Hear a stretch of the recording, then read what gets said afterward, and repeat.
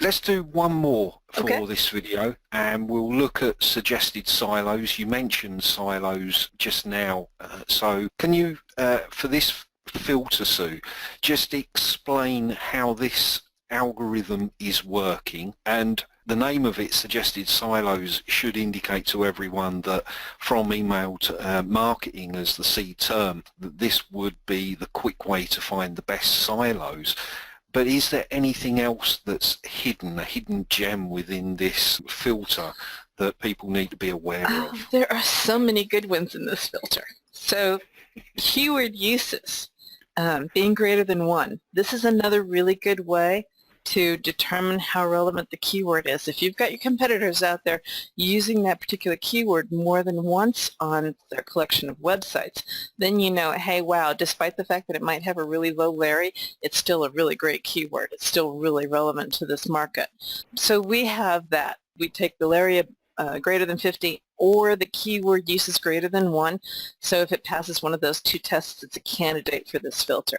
Now, the next thing we talk about is cost per click, which we've covered already. So cost per click. But now take a look at what we make it greater than. We're looking at the seed term. Now, this allows this filter to be relevant across any theme. Right? So we're looking at the seed term, we're looking at the cost per click of the seed term, and we're cutting that number in half. So in other words, the cost per click for the keyword has to be greater than half the cost per click of the seed term. So this means I want it to be really pretty a worthwhile term.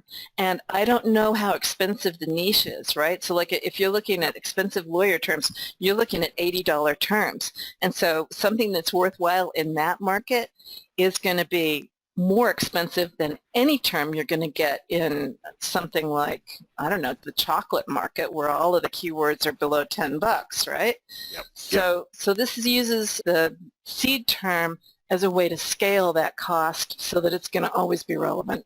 Brilliant. So here the seed term is email marketing, and what you're doing is in this particular element of the filter, you're just saying take email marketing, give me half the cost of that, and then move on. So we've got the keyword uses, or the Larry is greater than 50, half the value of the seed term, and we already know that we're looking at keywords that are relevant and got some value based on what we're looking for. Is that right? That's right. Okay, Now, then we move on. Yep. The next part brings in a whole different kettle of fish. We've got searches per day. Keyword Google searches per day, exact. So we're looking at the exact match. It's actually phrase match. Kelly keeps calling it exact. But anyway, it's phrase match for the searches per day.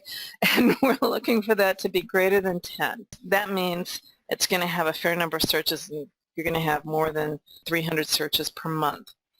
And so the next part of that is then we're looking also at the competing pages broad to be less than, again, we're looking at the seed term, competing pages times 1.3. So I took the competing pages of the seed term and multiplied that by a factor of 1.3. So it's a third again as big as the seed term.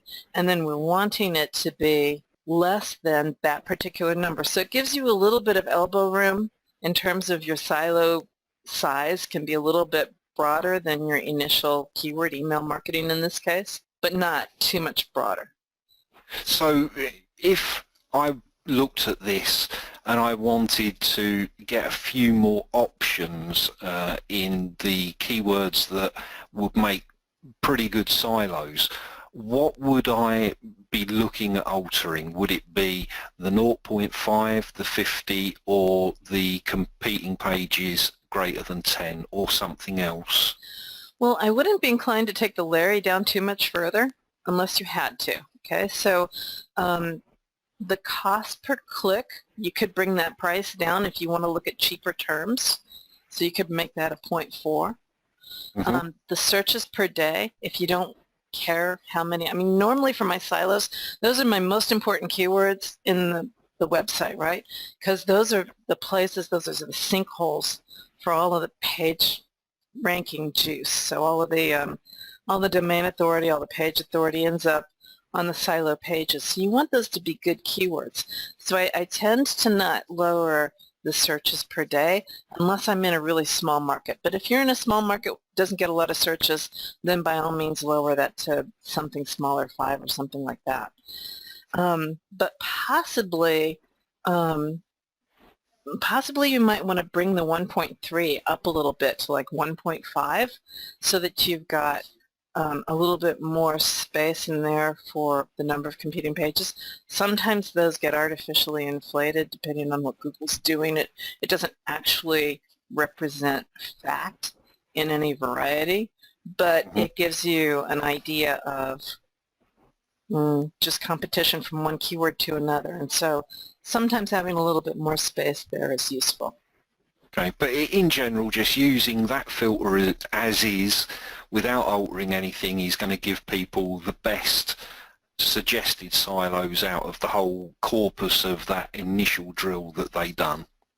It's definitely the list that I would look at first. And if I have to go digging too much in this filter to get silos, then I'll just take one of the other filters like has cost and traffic or something like that, just to see what's the what, right? Just to get an idea of what's really going on in that theme and really start taking a look at where the cost and the traffic is sitting on those keywords and why I'm not seeing any good silos. Like I'll just take a look at the value for keywords that I'm seeing as being good silos and get 2 or 3 of those in my head and then go back and modify the suggested silos filter based on that. Superb. Okay, I think it's time for a cup of coffee. We'll come back with another training video in just a moment. Thanks, Sue. Spectacular. Thank you, Kevin.